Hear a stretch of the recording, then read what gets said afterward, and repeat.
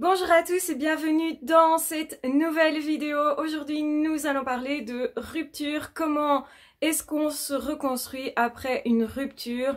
Comment est-ce qu'on oublie son ex? Comment on passe à autre chose? Comment on fait son deuil? Autrement dit. Alors, première chose que j'ai à vous dire, c'est qu'un deuil prend un peu de temps et c'est normal. Donc, première chose à accepter, c'est que ça prenne du temps. Que ça soit assez brutal, une rupture souvent c'est brutal, donc généralement c'est un choc et on va devoir l'avaler, l'assumer. Donc autrement dit, ça ne se fait pas du jour au lendemain et c'est normal. Première chose du coup que j'ai à vous dire, c'est accepter les émotions. Vous allez ressentir tristesse, déception, colère et peut-être aussi colère contre vous-même, pas que contre l'autre ou contre la vie, la situation. Ce qu'il va falloir faire, c'est comprendre que ces étapes-là sont essentielles et il ne faut pas s'empêcher du coup d'y repenser parce que c'est ça qui va permettre de faire notre deuil. Notre deuil se fait quand on a à peu près brossé toutes les situations dans lesquelles nous avons été avec cette personne, donc tous les souvenirs autrement dit, qui vont ressurgir sans crier gare à certains moments, à certains lieux ou par rapport à certains objets. Première chose du coup à faire, c'est se débarrasser des objets qui nous rappellent cette personne, des photos ou les mettre indisponibles, donc dans des dossiers extérieurs à son ordi ou idéalement même supprimer certains contenus justement pour effacer tout ça, pour empêcher en fait la mémoire de se réactiver constamment. Ce que je recommande, c'est d'éliminer cette personne des réseaux sociaux, surtout si c'était une relation plutôt toxique, négative, etc. Ou en tout cas, la mettre en sourdine de façon à ne plus voir les publications de cette personne et ne plus envoyer de messages à cette personne. Ne pas maintenir le lien. Dans un premier temps, on va faire notre deuil. On peut, par exemple, essayer de rester amis avec certaines personnes, mais dans ce cas-là, on va quand même avoir besoin d'une prise de distance pour faire notre deuil. C'est moins facile quand on est encore en contact, quand on a beaucoup aimé cette personne, c'est vraiment compliqué alors de passer à autre chose. On aura besoin justement de transformer notre vie.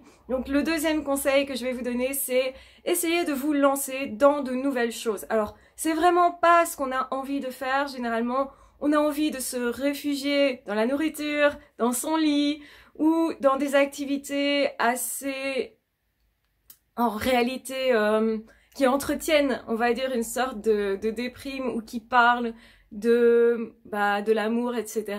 Ne faites surtout pas ça. Ne regardez pas des films tristes en amour, n'écoutez pas des chansons tristes, ne restez pas dans votre lit, ne faites pas rien, justement, parce que pour vous reconstruire, vous aurez besoin de vous prouver que votre vie, elle peut être chouette sans cette personne. C'est même primordial, essentiel. Troisième chose que je vais recommander, c'est vraiment faire de votre priorité le fait d'aller mieux et de passer à autre chose. C'est votre objectif principal du moment. Tout le reste est secondaire finalement. Ça ne veut pas dire que vous n'allez rien faire d'autre, ça veut dire que c'est votre priorité numéro 1 et donc bah oui, c'est important d'être bien dans sa vie et dans sa peau et donc surtout n'évitez pas de faire votre deuil. Donc ça veut dire qu'il faudra prendre du temps pour éplucher ce qui s'est passé, pour comprendre, pour prendre de la distance, pour étudier la chose et aussi pour savoir étudier qu'est-ce que j'aimais bien dans cette relation-là, qu'est-ce que je n'aimais pas, qu'est-ce qui était insupportable chez l'autre aussi. Parce que souvent, on a tendance à idéaliser l'autre. Donc ça, c'est le piège. C'est surtout, n'allez pas idéaliser ce qui était chouette chez l'autre parce que c'est ce qui vous manque actuellement. Et donc, comprenez bien que vous avez, avec cette personne, eu une histoire aussi. Donc, regardez qu'est-ce qui s'est passé au début. Pourquoi je suis rentrée en contact avec cette personne-là. Pourquoi j'ai accepté cette personne dans ma vie et peut-être que finalement vous saviez que c'était éphémère et que vous aviez déjà fait un pré-deuil. Parfois on est déjà déçu avant la fin de la relation. On se rend compte que ça ne va pas et pourtant c'est l'autre qui part, qui décide de prendre cette décision.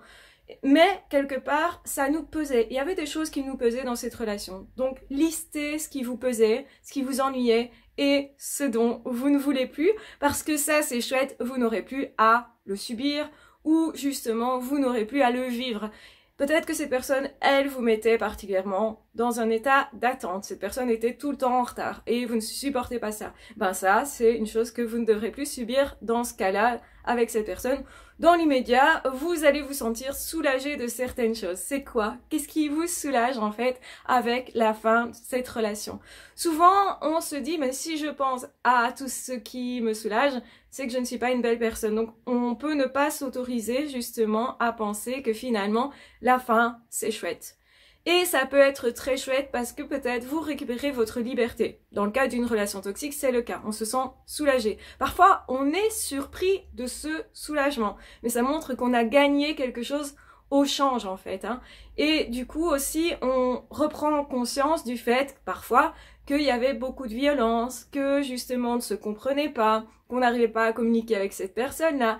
Et finalement, c'est aussi comprendre que oui, il y a des grosses désillusion à la fin d'une relation donc qui va de pair avec une rupture, mais parfois c'est aussi un grand espoir. Donc fixez-vous sur le futur et dites-vous dans le futur, j'aimerais avoir une relation dans laquelle la communication, elle va être principale. J'aimerais avoir en face de moi une personne qui est suffisamment intelligente pour comprendre mon chemin de vie. C'est pas juste quelqu'un qui me dit « Ah oui, oui, j'ai compris », et puis vous vous rendez compte peut-être 2 mois après que la personne n'a pas du tout compris ce que vous faites comme boulot, que ça lui tient pas à cœur, alors que vous, c'est votre passion et ça fait partie de vous. Donc, il y a des choses comme ça, on est surpris parfois, on se dit la personne a compris, puis en fait pas du tout. Ou la personne avait des comportements insupportables, peut-être que cette personne elle buvait beaucoup, peut-être que cette personne finalement elle vous empêchait de profiter de certains moments. Quand vous étiez avec vos amis, cette personne elle vous téléphonait constamment ou elle revenait constamment voir ce que vous étiez en train de faire. Et donc ça montre que cette personne, elle avait déjà pas confiance en vous. Peut-être que vous allez vous dire, ce que je veux pour le futur, c'est une personne qui croit en moi, qui a confiance en moi, qui me valorise aussi d'une certaine façon si j'avais en face de moi quelqu'un qui était dévalorisant. J'ai plaisir peut-être à partager avec quelqu'un qui sait qui il est. Peut-être cette personne n'était pas suffisamment construite à l'intérieur. Pour X raisons, cette personne, elle n'avait pas de passion ou des passions qui étaient changeantes, pas très profondes. Peut-être que finalement, ça ne me correspond pas. Qu'est-ce qui me correspond? Et la question à se poser à ce moment-là et faire le point là-dessus, ça va vous aider à avancer parce que ça vous permet de vous projeter dans un avenir, une autre relation, quelque chose qui sera chouette à vivre. Vous pourriez vous dire, je doute du fait que je vais pouvoir rencontrer une autre personne. Donc ça, c'est tout à fait normal. On est parfois tellement accroché à une personne qu'on ne se rend pas compte de tout ce qu'on peut avoir de mieux.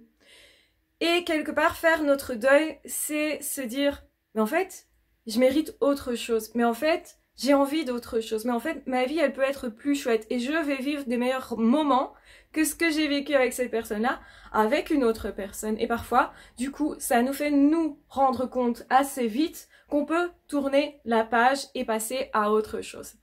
Par contre, un point important à vous dire, c'est surtout n'allez pas vous jeter dans les bras de n'importe qui sous prétexte que vous êtes tout seul. La solitude, généralement, fait peur à beaucoup de personnes, alors qu'en réalité, la solitude, elle peut être très chouette. Elle va être remplie de ce que vous mettez à l'intérieur. Donc, il y a la solitude qui est une souffrance parce qu'on ne l'a pas choisie, et il y a la solitude qui est choisie parce que justement, cette solitude, on a été mettre quelque chose à l'intérieur. Ça peut être aussi, justement, ne pas être tout seul. Ça peut être recréer des nouveaux projets, dans le sens de nouvelles relations. Ça va vous faire du bien de connaître des personnes différentes. Peut-être que justement, c'est quelque chose que vous ne pouviez pas faire en couple.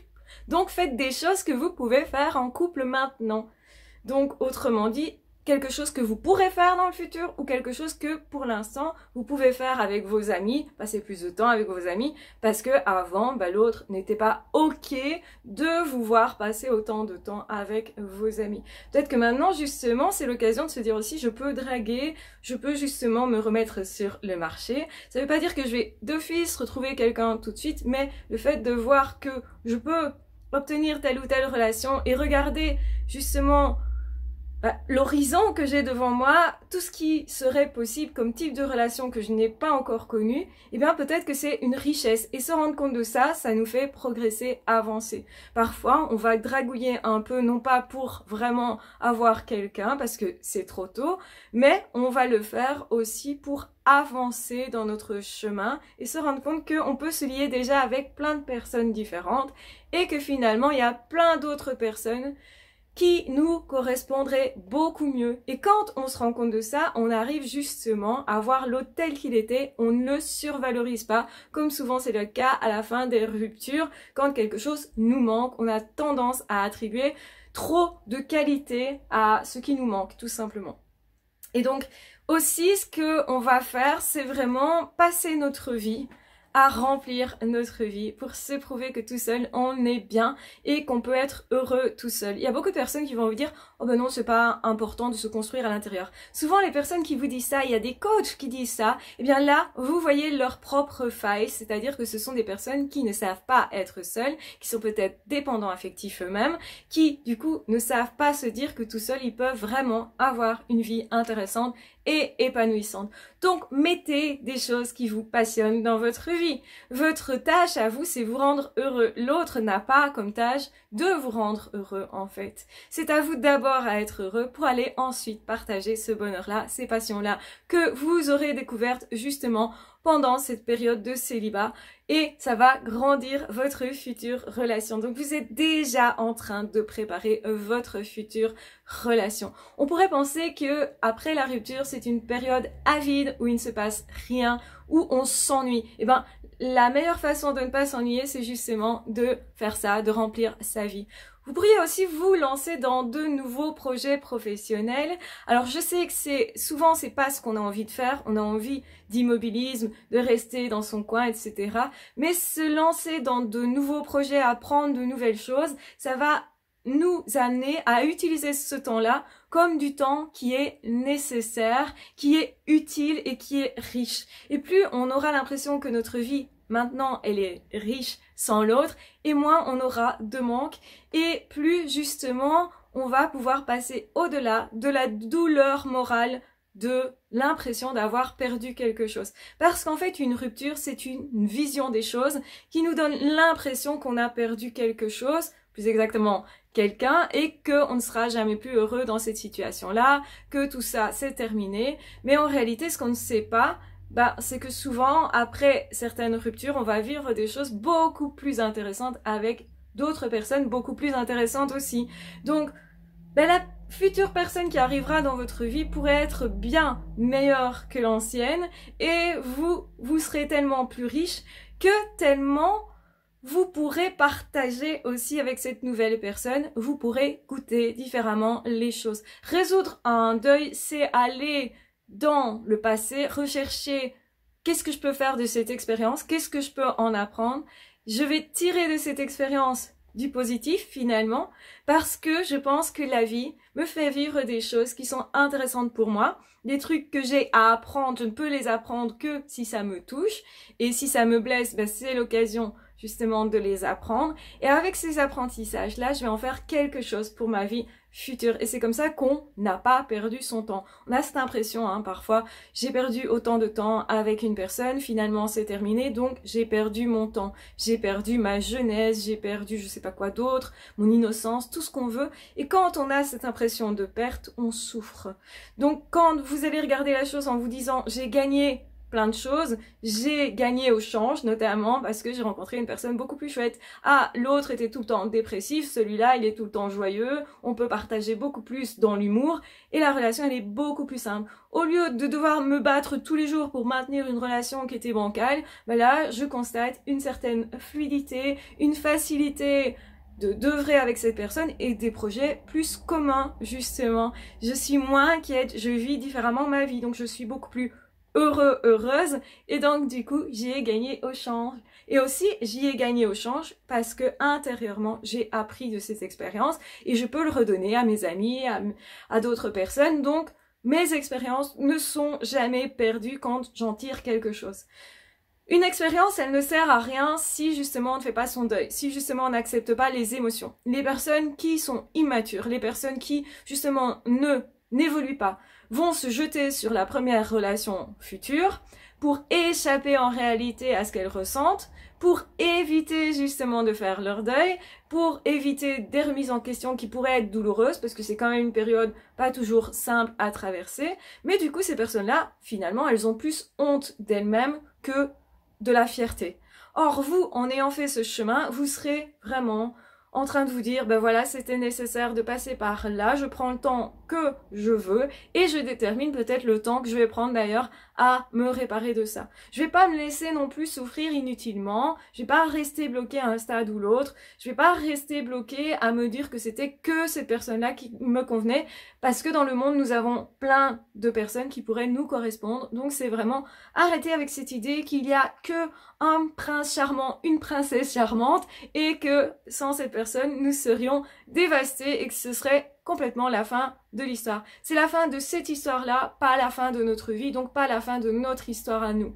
Donc c'est vraiment important et intéressant de comprendre ça parce que ça fait partie de la vie et surtout, arrêtez de se culpabiliser. Vous n'êtes pas coupable du fait qu'on vous ait quitté. Si l'autre n'a pas vu clair sur le fait que vous êtes une belle personne et que l'autre n'a pas su prendre mesure de ce qu'il avait dans les mains et de combien c'était précieux, eh bien, tant pis, une autre personne verra clair. Chacun prend sa chance ou ne la prend pas et il y a des personnes qui passent leur vie à ne pas prendre leur chance, à refuser des personnes alors que c'était des belles personnes. Donc c'est pas parce que quelqu'un vous quitte que ça veut dire que vous n'êtes pas quelqu'un de bien. Ça n'a rien à voir du tout.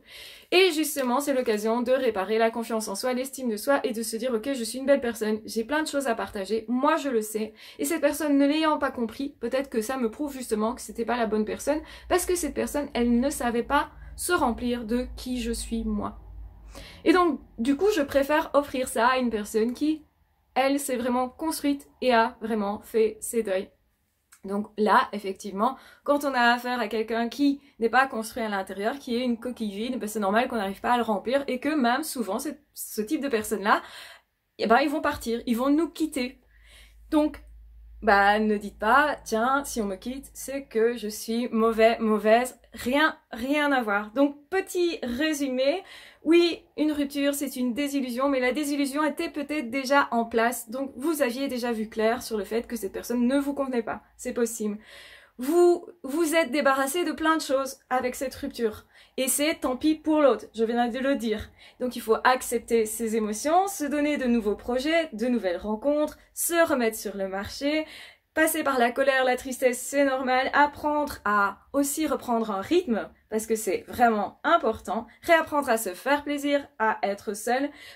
Par exemple, privilégiez le sport si vous pouvez, parce que ça vous met des défis, ça vous permet de vous challenger. Donc challengez-vous, ne restez pas dans ce qui est simple et facile sous prétexte que vous êtes en deuil. Non, la vie ce n'est pas ça, la vie c'est se dépasser. Et si vous vous dépassez justement, vous dépasserez d'autant mieux votre deuil.